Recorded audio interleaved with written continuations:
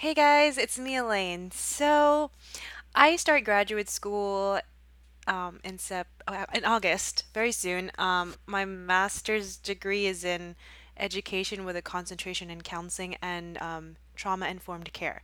So I anticipate that I'll be learning a lot about trauma and loss and relationships and things like that. So I really can't wait to delve into that.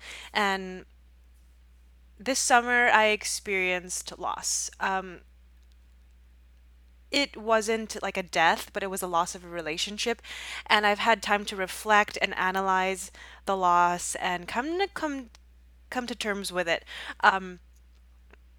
I am healing from it, but because it was such but because um not the ending of the relationship made me a healthier.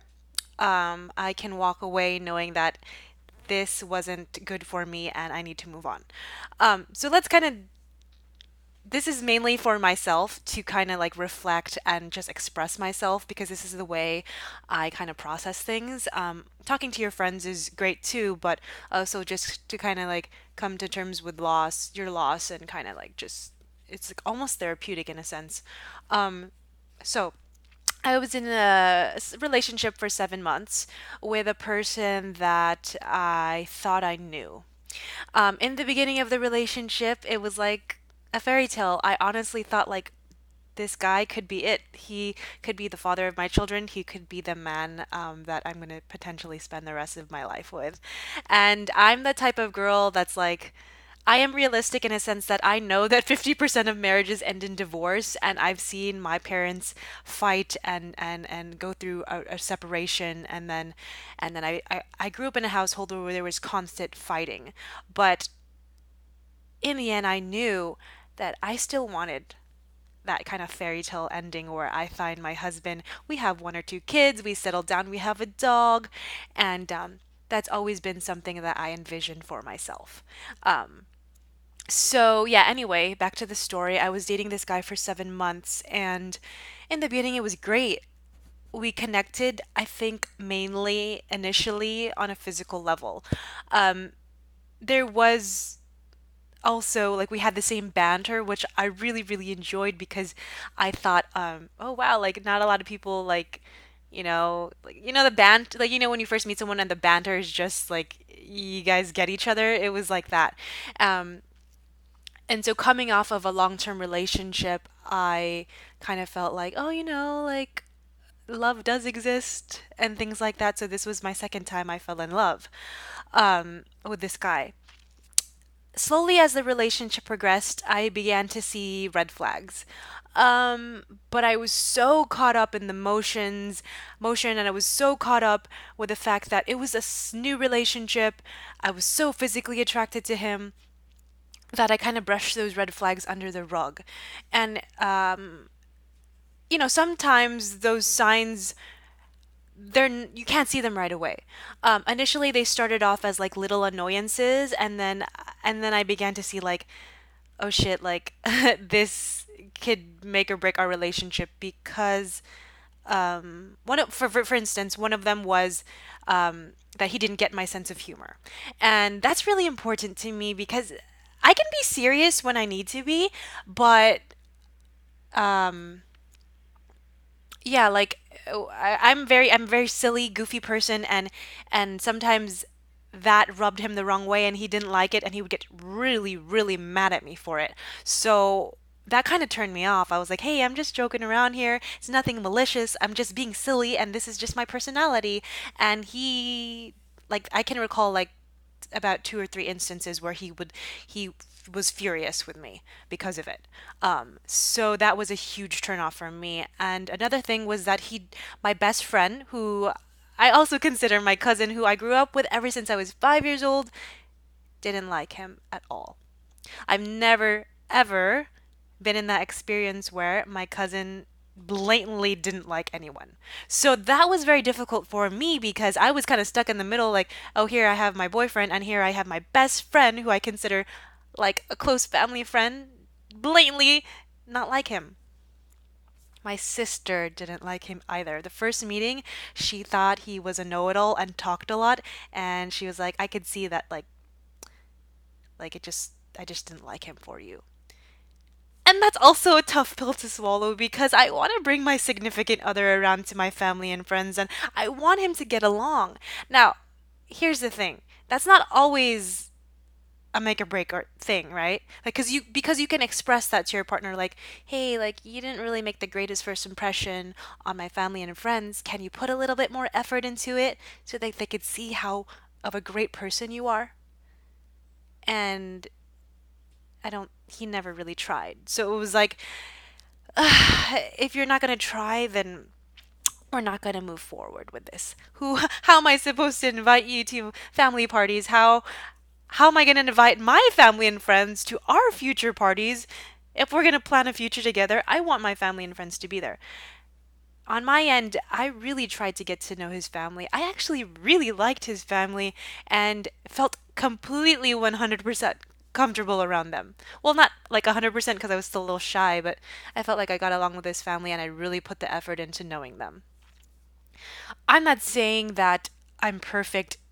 It takes two to break up a relationship. Um, but, I had my issues as well. I'm pretty sure I hurt him in ways and he hurt me in some ways. And, but ultimately, what it comes down to is like compatibility. Because when you're in a relationship to uplift each other, to be each other's supportive partners, to be best friends with them. If you feel like you can't 100% be yourself with that person and you kind of feel like you're hiding parts of yourself, then it's not the best relationship to be in. I think of it this way. I look at my best friends and I can be 100% comfortable with them, like my girl best friends. And they'll never judge me. They'll never say, Elaine, the fuck, stop that. Like, you're being stupid. Like, they just love me for who I am as a person. And I think that's very rare to find, especially in a guy, if you can be 100% yourself with them and them not judge you or criticize you. Another red flag that I noticed that kind of contributed to the end of our relationship was the fact that there was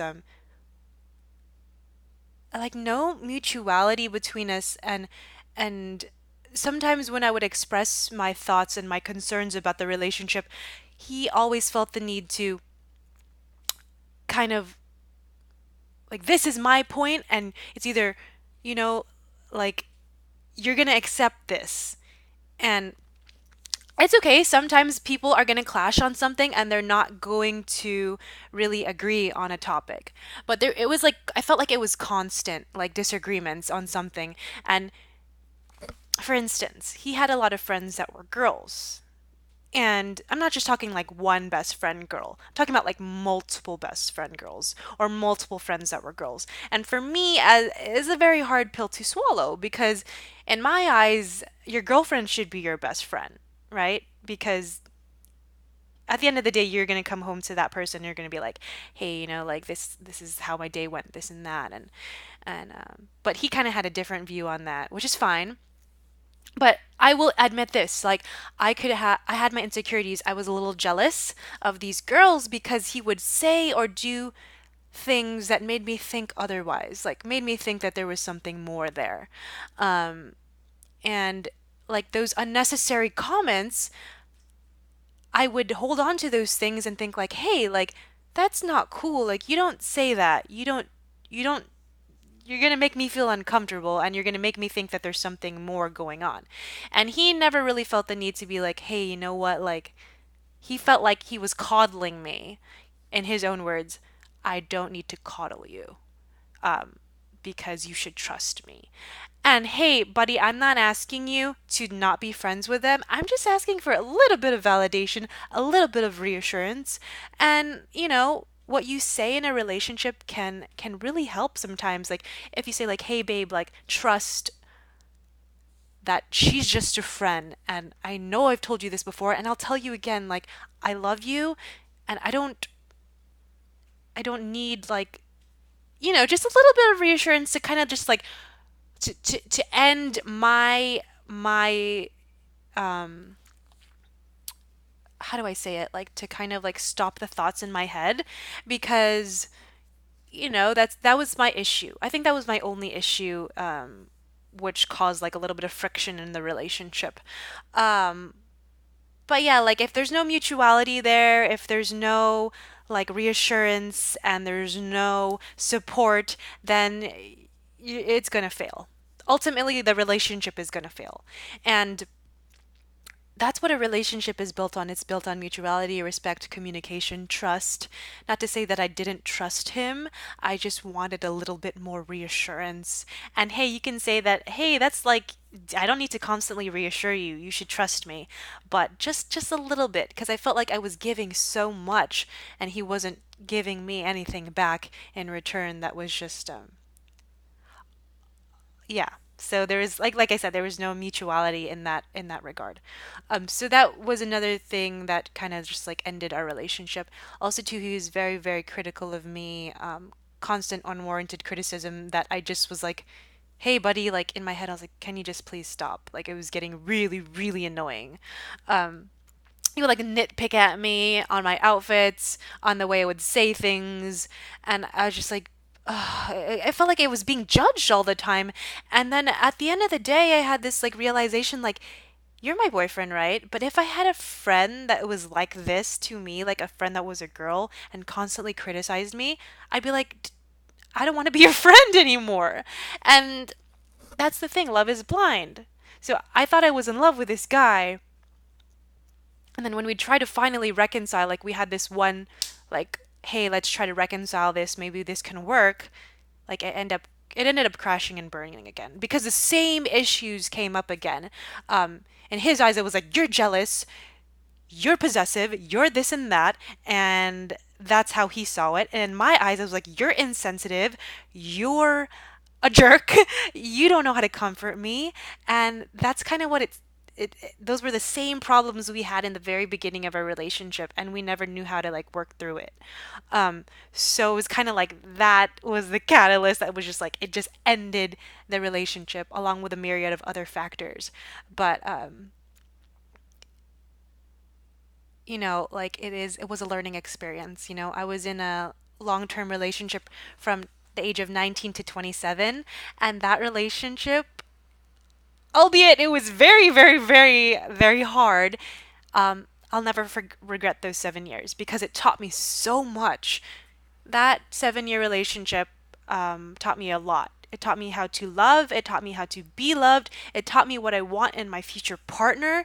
And that first love, well, the first serious relationship that I had, I wish him all the best. Like he was a great first boyfriend. He taught me like all the ways he treated me. I I remembered those things and I was like, I want to treat my partner that way. That's how I want to treat my partner. This brief 7-month relationship taught me what I don't want in our future husband. It taught me how I don't want to be loved. And not to say he was like this horrible abusive guy, but on some level emotionally I was like not happy. Like on one minute I'd be happy, the next minute I'd be like fuck him, like I hate him. Like he brought out the worst in me. And you want your partner to bring out the best in you. You want your partner to make you feel good, and you want to be able to come home after a long day and vent and have your partner be receptive and loving and supportive, and I didn't feel that way. And